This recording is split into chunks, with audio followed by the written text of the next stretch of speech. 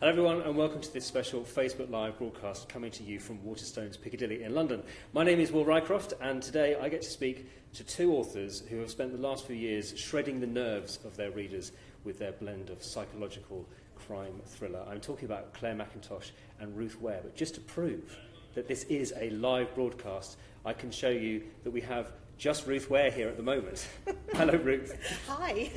Clare Mackintosh is on her way. She is en route. We're so live. We're literally so live. We're very live. It's already been very dramatic today. We are going to be talking to you about your books. Your readers have been sending in questions on Facebook and other social media channels, and I will be putting you both on the spot a little bit later. Before we get to that, though, I wanted to actually ask you about what you were doing before you were a published writer. Ruth, I will definitely start with you because you're here and ready. Speaking on behalf of Clare. You worked in publishing before you were a published writer. So presumably you were dealing with a lot of books yourself. Was the urge to write always there, or was it through working with books that you then wanted to write yourself? Welcome, Clare. Sorry, I'm late. No, this is how live we are. This is very, very exciting. So sorry, Ruth. No, it was kind of the opposite actually. So I always wrote right from when I was kind of, right from when I could write basically. I was sort of doing little stories and they just got longer and longer until by the time I was kind of a teenager I was sort of writing kind of book-length things really. And then I went off to university and I studied English because, I loved books. And I knew I wanted to work with books and I wanted a career with books, but somehow I never thought that someone like me, just a regular person, could write novels. It just didn't seem like something an ordinary person would do. So I went to work at a publisher's, which was amazing, but it gave me a really big attack of stage fright about my own writing. And for getting on for 20 years probably, I was writing books and just shoving them under the bed because I was working with all these incredible authors who were, Booker Prize winners, Nobel Prize winners, bestsellers on every level, and it just seemed like delusional to sort of put myself on that level. So if anything, I think it stopped me publishing. Sort of held you back almost. Yeah.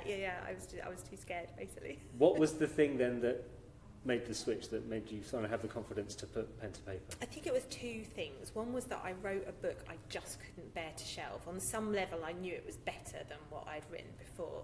And the other thing was much more pragmatic. I had kids and I was working in publicity, which isn't a very family friendly sort of line of work. There's a lot of evenings, there's a lot of weekends, there's a lot of travel. And I was just desperate for something that would enable me to do a job where I could get home to pick them up from nursery reliably every day.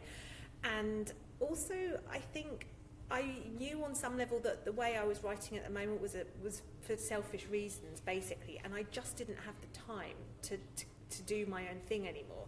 And I thought I have to give myself a reason to carve out this time, and the reason has to be that I have to make it pay. Right. So it was basically to enable myself to carry on writing. I had to start doing it in a sort of semi-professional way. Yeah. Clare, welcome. Thank you for joining us. Thank you. Thanks for your patience. So relieved you're here because I was not looking forward to answering questions about being a cop. You are in the midst of sort of doing the publicity for your latest book, aren't you? Yeah, we've got quite a tight schedule and we sort of ran into a bit of traffic. London traffic. This can be the basic... I'm not used to this, you see. I live in rural North Wales, so the traffic there is sort of the odd sheep in the road, so it's all a bit of a shock when I come to London. So to ask you the same question, because you worked as a policewoman for 11, 12 years? Yeah. So what I was wondering was whether, I'm presuming that of course your work provided you with a fair bit of material for the writing that you do, but I wondered whether the urge to write had always been there or whether it came gradually because of the work. It absolutely was always there, and very similar to Ruth. It just never felt like a proper job. I didn't know anyone who worked in the arts or in media. I didn't know any actors or painters. I knew people who worked in shops or were doctors or solicitors, teachers, and so it just didn't seem like a viable career path. I did write sort of privately when I was in the police, but not in the same sort of prolific way that we've just heard from Ruth. But what I found really enjoyable as a police officer was the storytelling, albeit I hasten to add this was obviously truthful stories and not fiction. But as a detective, you're finding the story when you speak to a victim. You're listening to what they've told you has happened, and they don't always give you a coherent account. Generally, they will tell you what happened right at the end, and then they'll go back to the beginning, and then you'll get snippets about something that happened 3 years previously.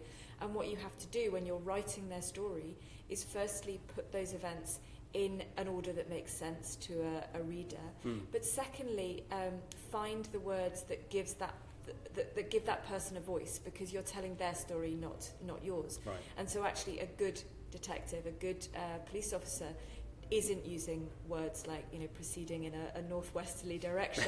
They are using words that feel like they could have come from that victim. And so that was what building an evidential case was about. It was about taking the story from the victim, from the witnesses, the forensic story, the story that the cameras told, and presenting everything, all those different threads, in a compelling way to a judge and jury. Well, that's not so very different to what we do now, is it? Absolutely. I'm just wondering whether that thing of having to take a slightly incoherent story from a witness, for example, that you then have to put in the right order, when you're then writing your novels, do you then almost do that process in reverse? You have to know exactly what's happened, and then you're able to then plot that how you want, so that you can reveal to the reader. Sort of. Yes, because absolutely, because it will be presented to a reader in a slightly chaotic way, sometimes out of order, and of course speaking to lots of different offenders and victims gives you the perfect training ground for writing unreliable narrators. Of which I've met a few. Now we're going to go to some questions from readers. Just to say that if you are watching this live on Facebook and you have a question that you would like to ask Claire or Ruth, or indeed both of them, leave it in the comments and we will do our best to ask some of those before we finish up here. So the first question that came from Facebook was from somebody called Doreen, and she wanted to know, this is a classic question really, which is, where do you get your ideas from? Who wants to go first? Shall I start? Yeah. Gosh. Well, hi Doreen. The answer is everywhere, really.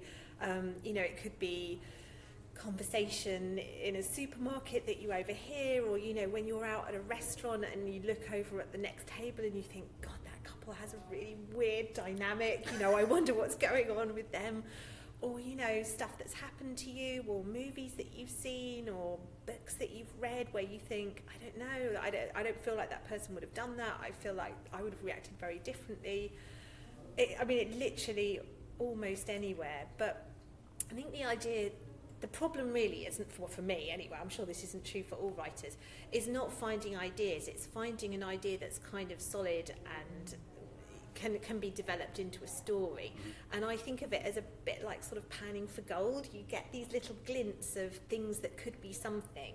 But what you have to do is have faith to just keep going until you find a sizable nugget that has enough sort of interest and enough questions attached to it. So where did the idea for the Lion Game come from?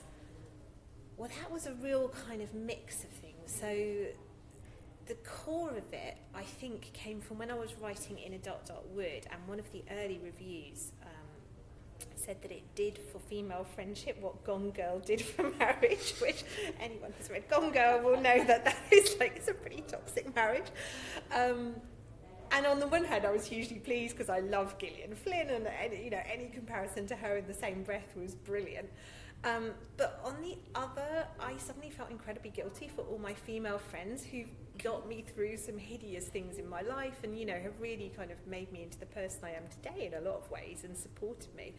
And I thought, right, the Woman in Cabin 10 was a completely different book, but when I came to write The Lion Game, I thought, I am going to write a book that showcases female friendship, that says how wonderful women are to each other, the way they'll walk through fire for their friends, and really looks at the way, when you're 15, 16, your friends are just your world, and how that develops as you get older.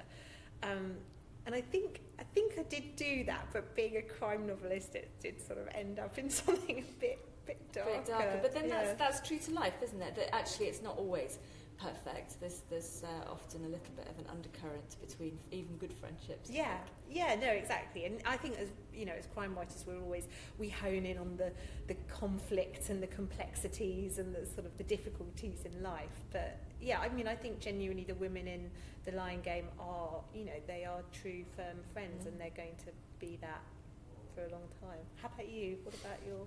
Mine quite often come from real life in different ways. So I Let You Go came from a hit and run that had happened in Oxford when I was a police officer, and I wrote a completely different story, but that was the sort of the jumping off point. My second book, I See You, was more of a combination of harassment cases that I dealt with over the years, and that sort of insight into how deeply they impact on the victim.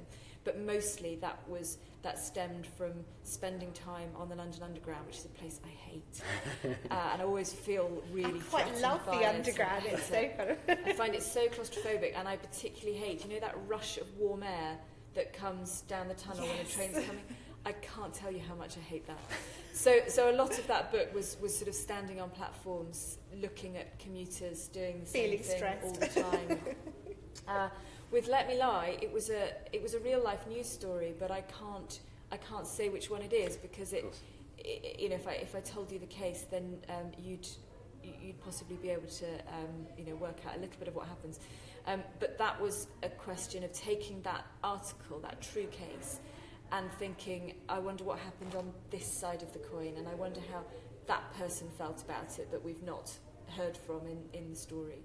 I think that's it, isn't it? It's finding a story that asks enough questions of you and that makes you want to find out. And those what if questions. Yeah, exactly. What if you're snowed into It's so funny though you say that about the Underground, because what I've come to realise is that all of my novels are in some ways explorations of my own phobias. I think it's like self-therapy. Yes. I think most writers do explore those themes. I don't think I write about fears, but I write a lot about grief.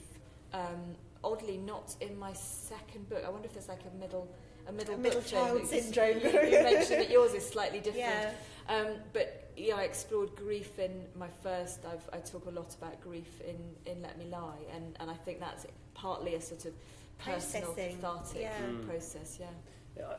We touched a little bit on sort of what motivated you to become writers.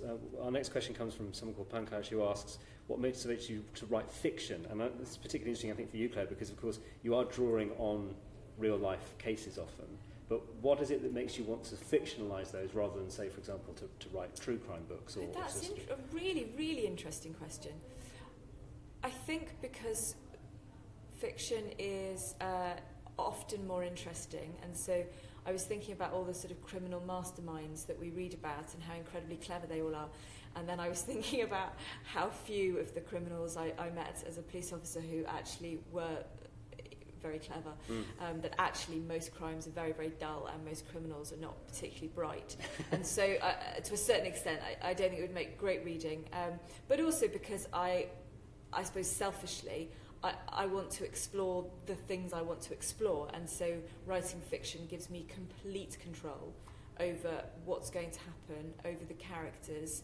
I can't imagine I certainly can't imagine writing true crime. I could potentially write something about me, I suppose. I'm not sure it'd be terribly interesting, but the process I would enjoy doing. But about someone else's crime, I'm not so sure. Have you ever thought about writing non-fiction? No, never. I mean, I think for me it comes down to, similarly to what you said, it's partly because I'm naturally a control freak. I want the narrative to do what I'm interested in, not what's already there. And also I think for me, there's an ethical thing. And no shade to writers who do write true crime. I have no problem with that. But for me, I would find it too difficult to write about someone else's real life suffering. And, I was as fascinated as everybody else by the podcast Serial, but I felt a huge discomfort while I was listening to it, because I felt this is the pain and grief and loss of real people who are suffering now, and it's kind of being used as entertainment. And actually, a lot of people might say my second book, The Woman in Cabin 10, is based on a journalist who goes missing on board a cruise ship. And of course, there's a very tragic case recently off the coast of Norway. And a lot of people have tweeted me saying, oh my goodness, you know, did you... And the answer is absolutely no. I did not draw inspiration for it. In fact, the book was published over a year before any of this happened. Yeah. And I don't think I would have written the book in the same way had it been the other way around, had the story broken before the book was published. So that really was a case of life imitating art in a really quite horrible way. uncomfortable In a way you wouldn't way. have wanted. No, absolutely. Yeah. We're going to move on to a question now from Angela. This is going to take you right back to your beginning as writers, because she wants to know how you tackled redrafting when presumably you didn't have the help of an editor. So when you're writing your first book, so I guess Angela's after a bit of writing advice here, how do you tackle that redrafting of a book to get it ready to actually show to somebody? Who wants to go first? I'll go first. Hi, Angela. The answer with me is that I did have an editor with that first book, and so I haven't got. I'm intrigued to know how many books you've got in your sort of bottom like drawer. 20. They're all staying there. So I've never embarked on that process on my own. That first draft of I Let You Go is the draft that went to my agent, and my agent said it's pretty terrible right now. Let's see what we can do to make it better. And so I've always had someone on my shoulder, and I think I'd find it quite scary.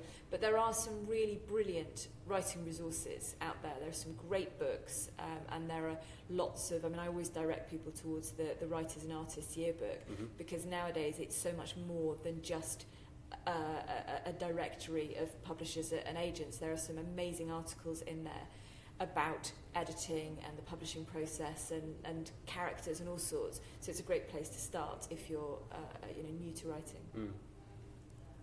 For me, I mean, I think that was the difference between the book that I eventually tried to get published and the previous ones, was that I hadn't edited any of them. Right. So I wrote them to fulfill a kind of a sort of quite a selfish urge, really. I wanted to see how this story was going to unfold, and I wrote it, and then that was it. I'd kind of fulfilled my creative urge, for want of a less pretentious sort of phrase.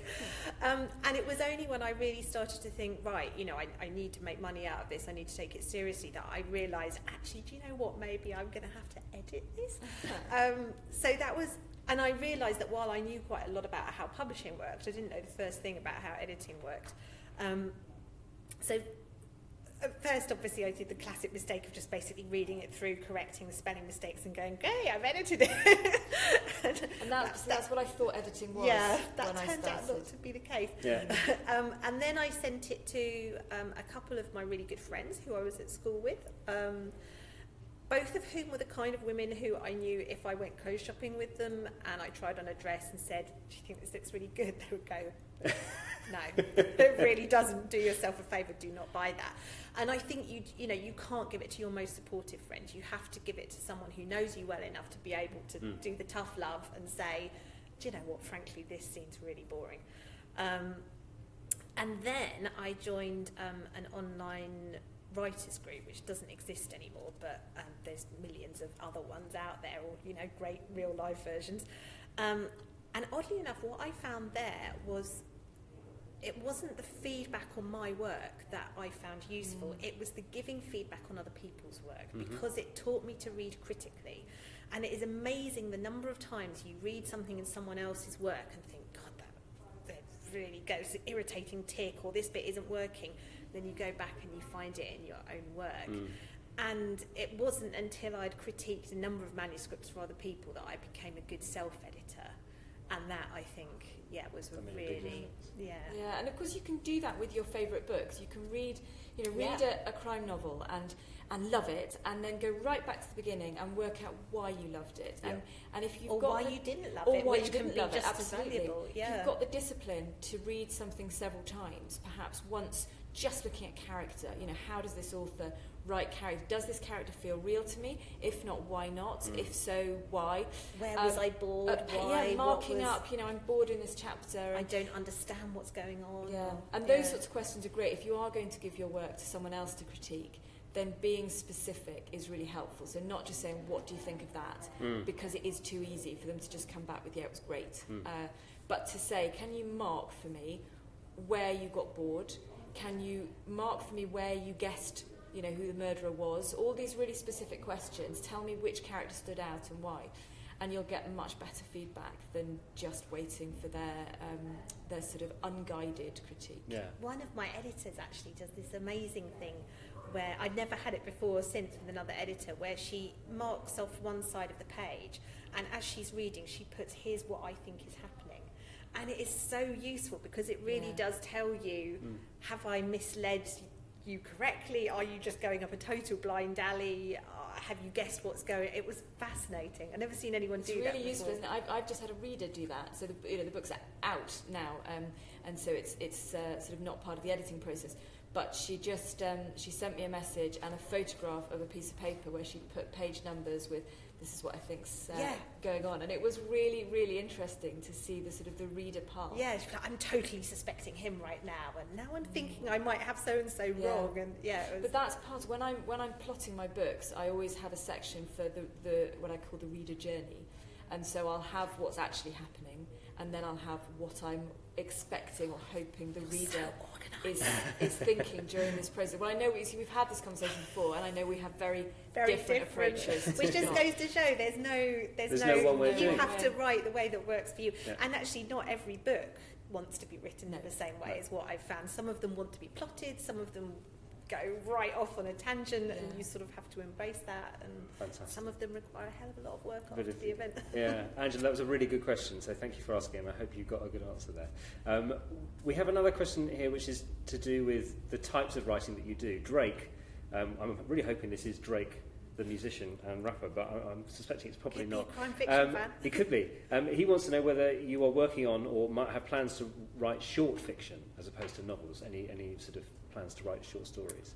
I was asked to write a short story by the Strand magazine, and I have to say I found it harder than writing any of my novels. Right. I am not a natural short fiction writer. My imagination seems to come in 80,000 word chunks, and this idea that I had, I mean, it was like trying to stuff a cat into a carrier bag. I could feel myself going off and wanting to give everybody backstories, and maybe this thing happened to her. I was, you cannot do that. And I wrote the story, but yeah, it's not my natural Not your form. natural place. How about you? I hate them.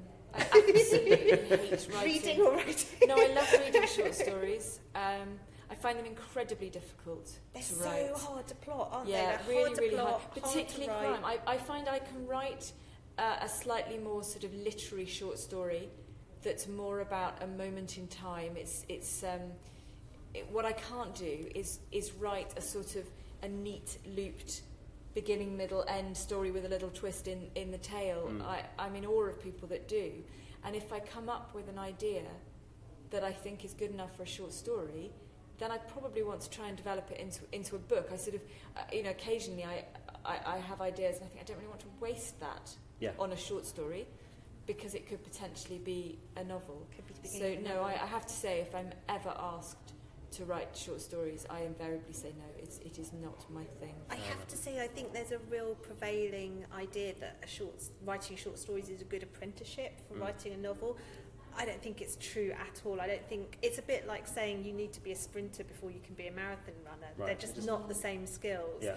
And some people do both brilliantly, but I don't think they're necessarily related. No. No, when people ask me about sort of writing advice and what to do, and say, should I be writing short stories? And so we talk about short stories, and I actually tell them to write sort of pen pictures instead. To go to a cafe and see someone like your couple with weird dynamics, and just write about them. Don't necessarily write a story. It doesn't have to be a story, but just write a conversation between them. Yeah. Describe them. You can start by writing what you can actually see, and then you can let your imagination take flight a bit. But yeah, short stories I think are really tough, and you shouldn't write yourself off as a writer if you can't do write a them. short story. Okay.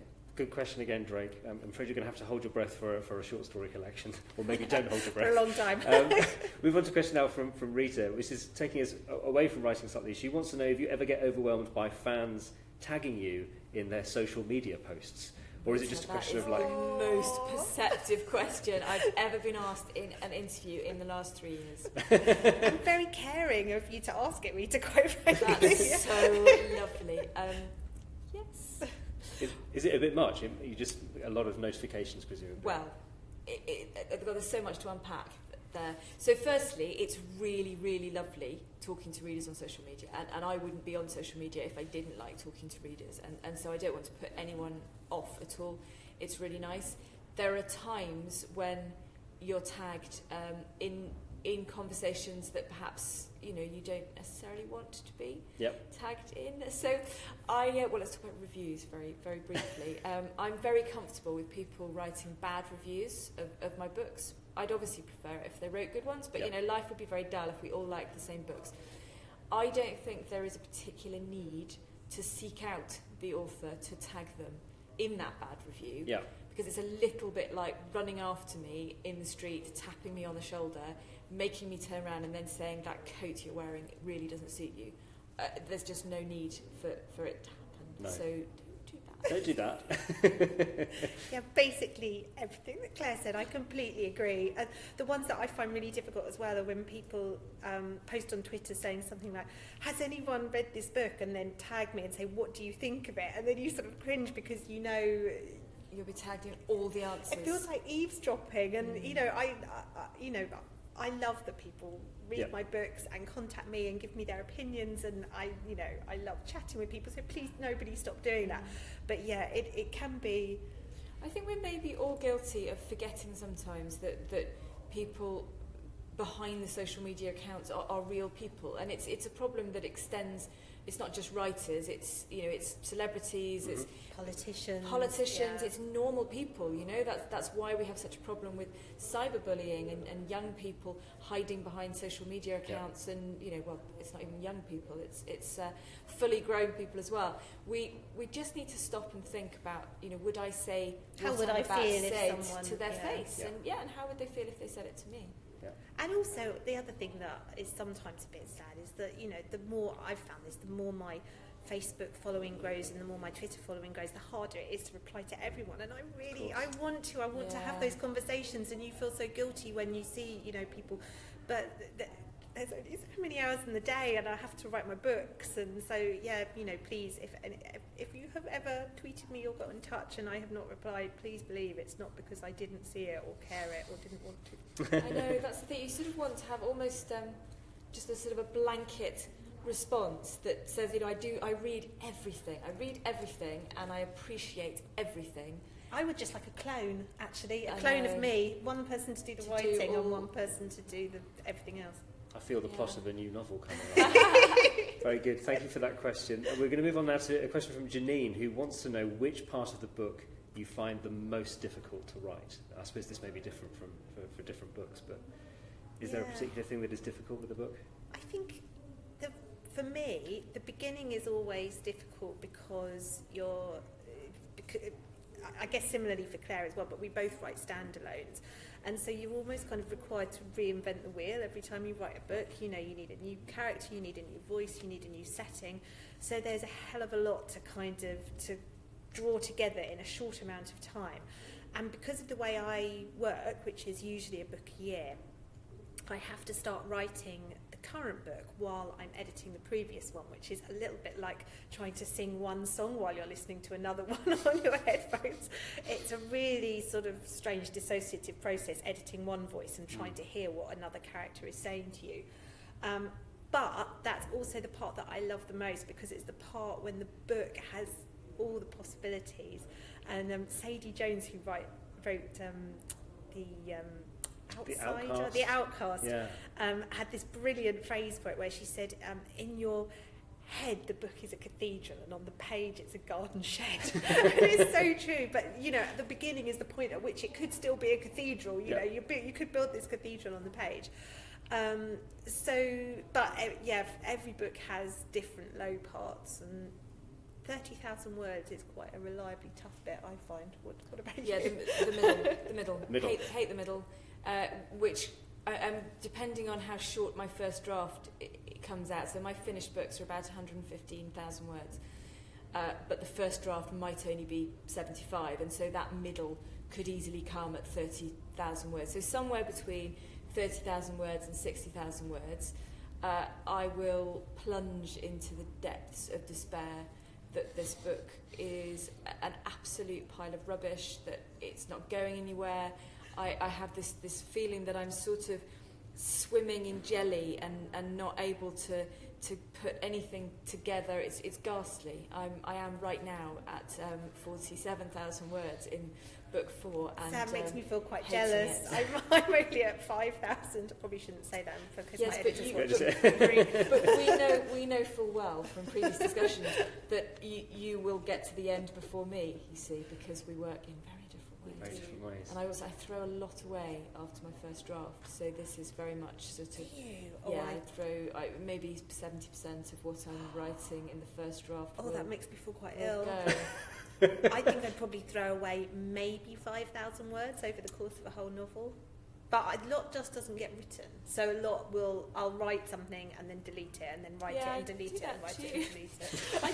It's almost as though the first draft is about working out exactly what the story what you're trying to say. Even though I plot, and this is it's odd because really someone that plots in the detail that I do shouldn't need to write as many drafts, but I do. When I get to the end of the story, then I sort of know what it's about and who the characters are, and then I will replot and open a blank document and start from scratch again.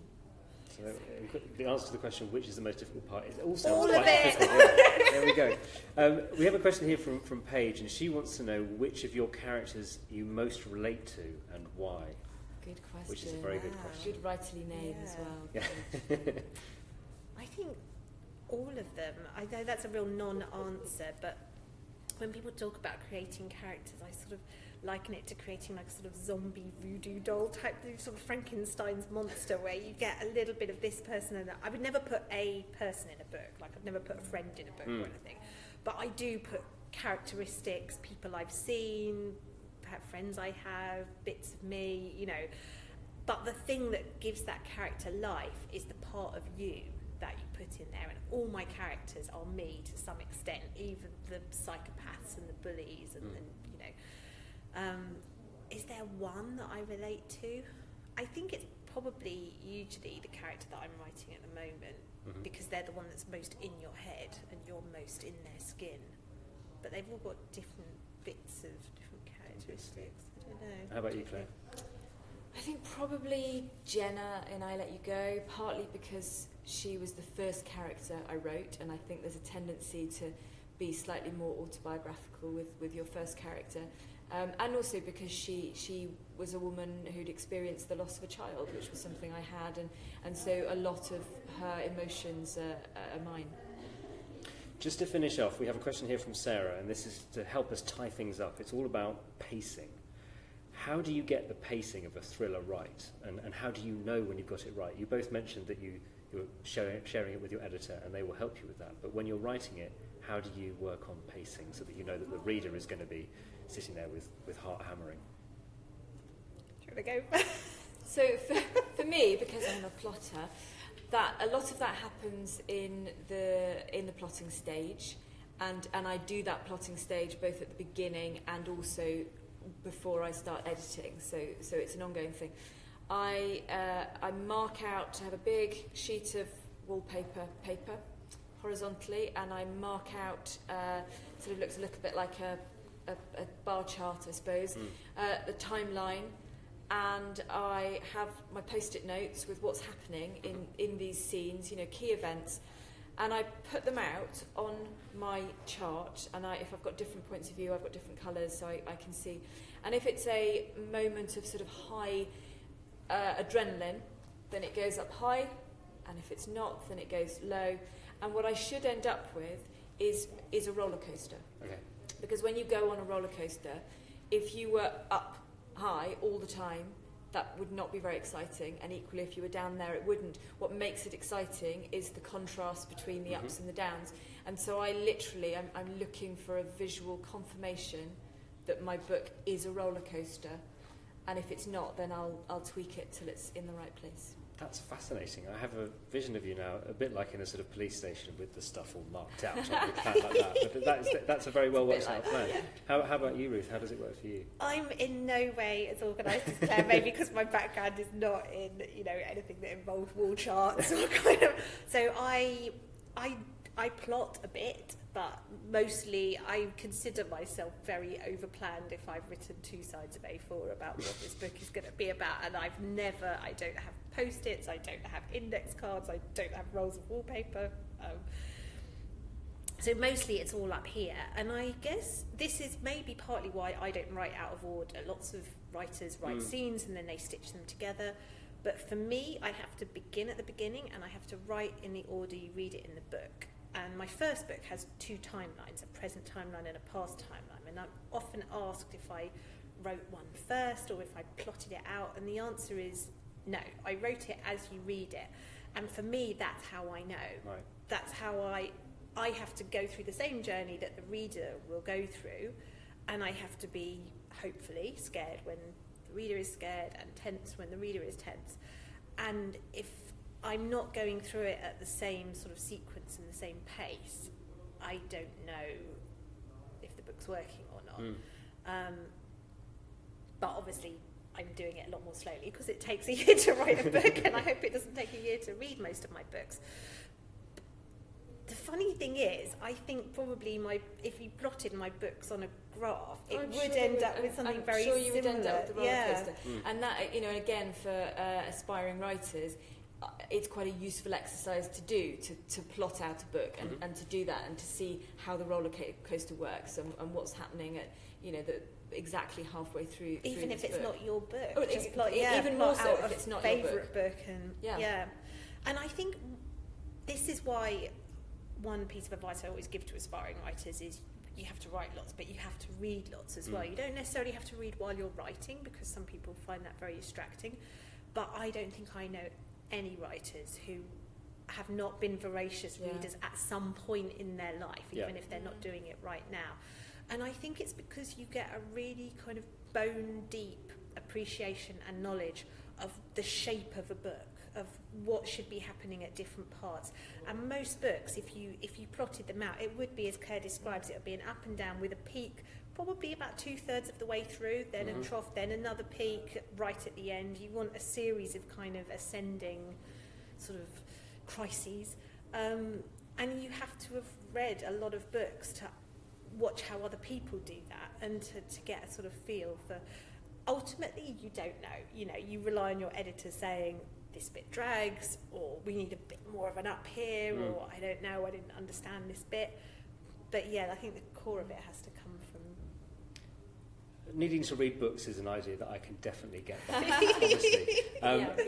Waterstones did not pay me to say this. No, it's the right message though. Both of you have written 3 books. You will find in the video's description here links to their most recent books, which is Clare Mackintosh's Let Me Lie and Ruth Ware's The Lying Game. They do have this backlist though, and you should read them because they're all very different books actually, but all have the sort of certain things that unify them. Thank you both for coming in today. It's been really brilliant to speak to you.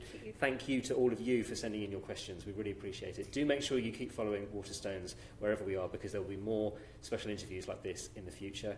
But for now, thank you to both of you, and thank you to all of you. Thanks so much. Thank you.